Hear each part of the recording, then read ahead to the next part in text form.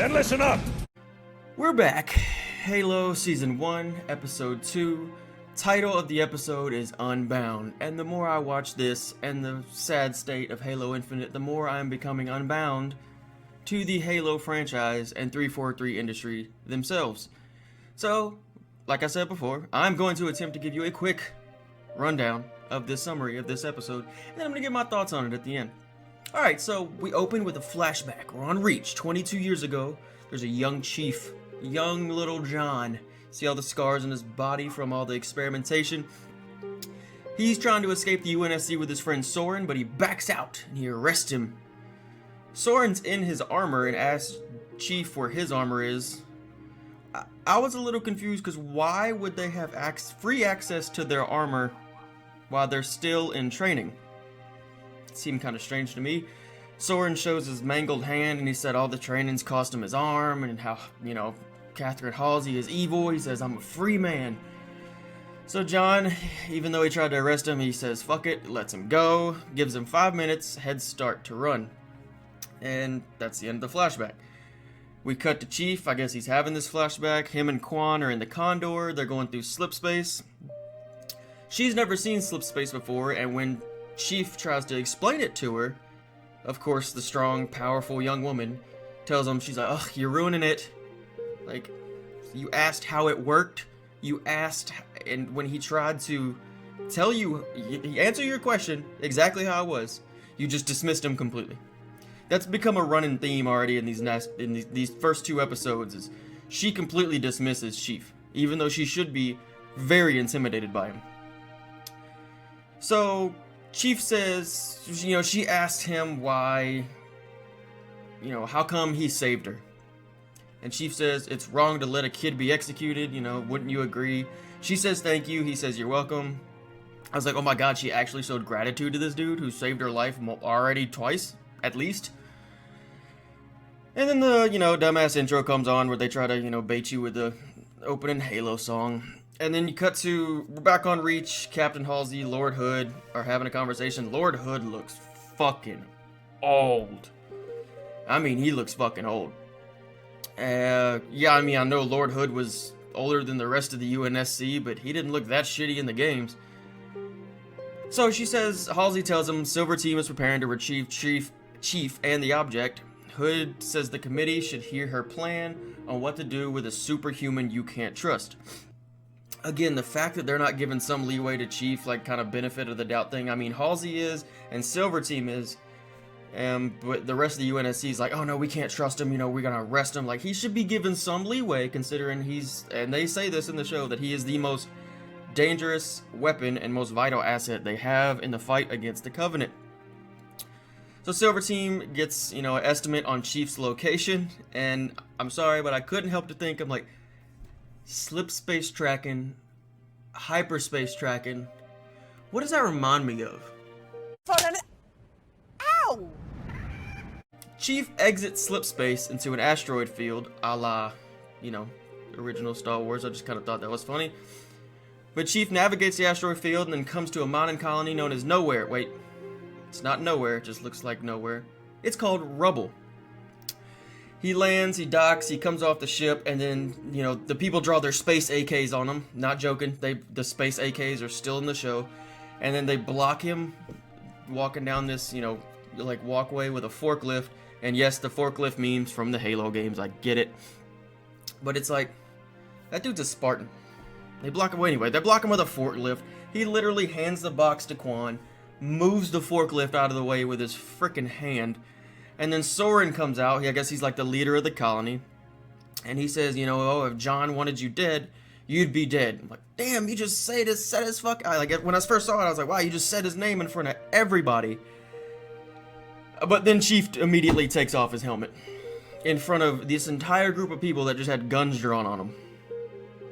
I mean, that would make about as much sense as Batman going to face a group of criminals, and as soon as they confront him, he takes the cowl off and like, let's fucking do this, Anyway, Soren's still wearing his original Spartan armor from when he was a kid, or not a kid, teenager, I guess.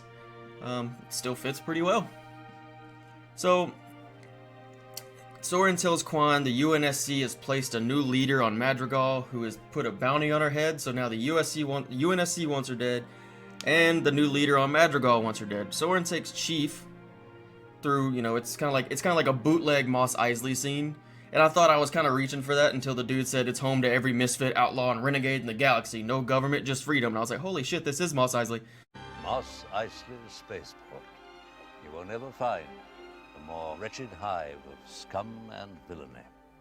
That's 2 Star Wars references for you right there. Good for me. So Soren takes Quan and Chief into this, I'm not fucking kidding, it's a subway system in this asteroid that turns into a zip line that takes him through open space. It's a zip line that takes him through open space to his house, which is in a separate asteroid. Seems a bit dated for the 26th century, but whatever. So Soren tells John to take his armor off. Nobody refers to this dude as Chief in this whole frickin' show. And that bugs the hell out of me. So John takes his armor off because Soren said he just redid the floors. And then he meets Soren's wife. I don't quite remember her name. And now we cut to High Charity. The elite, I laughed when this happened. The elite that escaped Madrigal tells the Blessed One that he saw the ring when she asked, what did he see when Chief touched the artifact? And I'm not bullshitting you, when she asked this question, the elite goes, he traced the image of a ring with his finger in the air. This is an alien race in the 26th century. They have hollow screens. They have floating chairs. Use a pen and paper. What the fuck?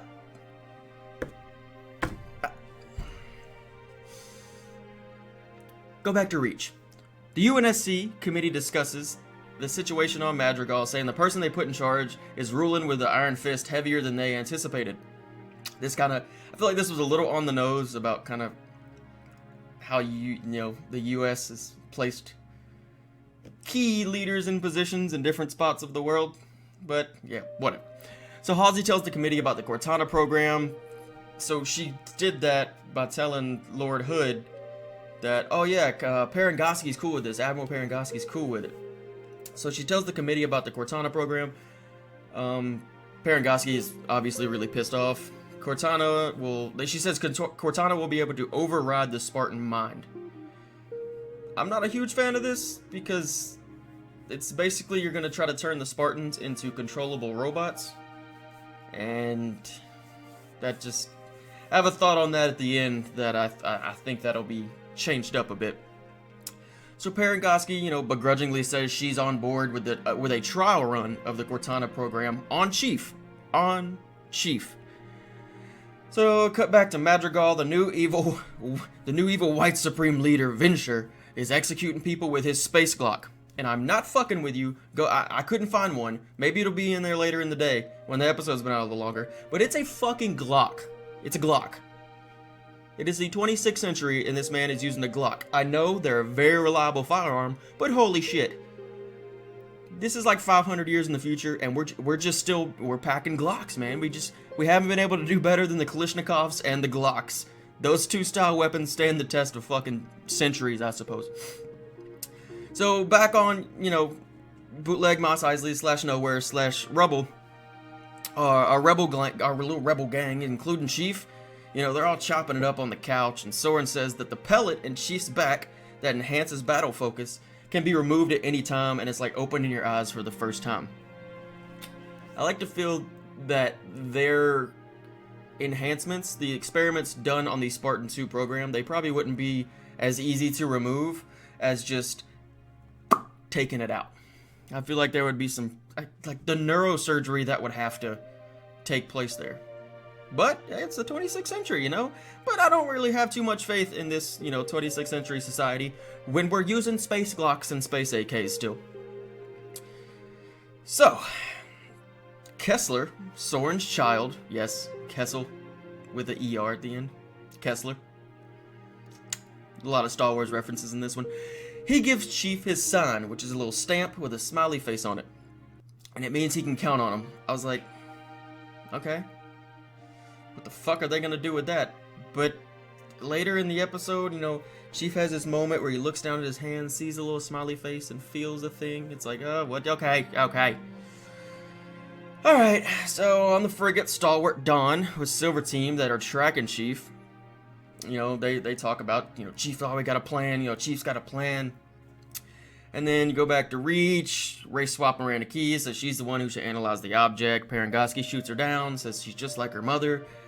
And then go back to Rubble, nowhere, Mos Eisley. Chief shows Soren the object, and Quan tells Soren it powered the ship, but when Soren touched it, it didn't activate like it did for Chief.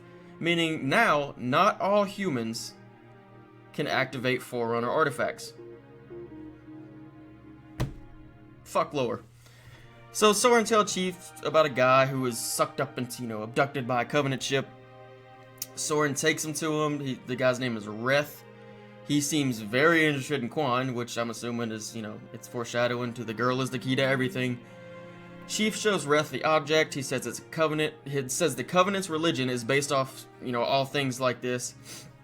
And when he was on their ship, when he got abducted by the Covenant, he couldn't make these objects work. Again, fuck lore. You are not human. You have to be a special, and this is it.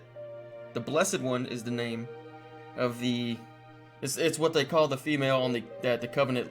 The Covenant leader is named the Blessed One, and he says that only the Blessed Ones can make these objects work. So I don't know where they're going with this, but it is definitely not what is in Halo. So Reth grabs the object and tries to throw it, but Chief catches it and has another childhood flashback. Reth says the ring is what they want, and saying when they find it, it's the end of life as we know it. Tells Chief the only way to stop him is to destroy the artifact and destroy himself. Oh my god. So Chief says he needs to go back to the UNSC because Covenant weapons can turn planets to glass. He's seen this, and if they're going after something bigger, he has to stop them. Chief leaves Quan with Soren to keep her safe while he heads off to the UNSC to fight the Covenant. So this right here, where he ditches the girl, he's like, no, if there's a weapon that can, that's bigger than how they can glass planets, I need to go stop this. That's the only time in this whole 2 episodes he is, honest to God, felt at least a little bit like Master Chief. Where he's like, fuck this shit, I got a job to do. It's the only time I ever, in the past 2 hours that Halo live action has been on the screen, that I have felt like he's a little bit like Master Chief. Alright, so Chief turns his beacon on so Silver Team can find him, and then we hard cut to Reach, where Chief is in armor, out of his armor, and he's in handcuffs. Fuck the dialogue between him and his fire team. I would have loved to see that. That would have been good character building. Hey Chief, what's going on? What's your plan? These are his guys, his team.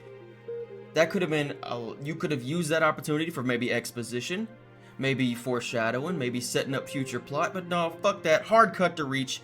Chief's in handcuffs. Halsey secures the objects. Chief marched off to the detention center. At this point, I kind of checked. One of the very many times I checked, I was like, how much more time is in this episode? So Halsey goes and checks Chief in his cell. Chief says, I felt something, and she shoots him down, saying we should focus on the lab results. Trust the science. So Chief says he feels connected to something. And as soon as he says, I feel connected to something, we cut to unnecessary side boob and whole ass of the Blessed One undressing. Why the fuck was that necessary? I don't know. But fuck it. We got unnecessary ass and side boob, so they're like, look, male audience, look, please stay. And then the episode ends with Halsey waking up her clone, which is I'm gonna assume she's gonna use that clone to put the Cortana.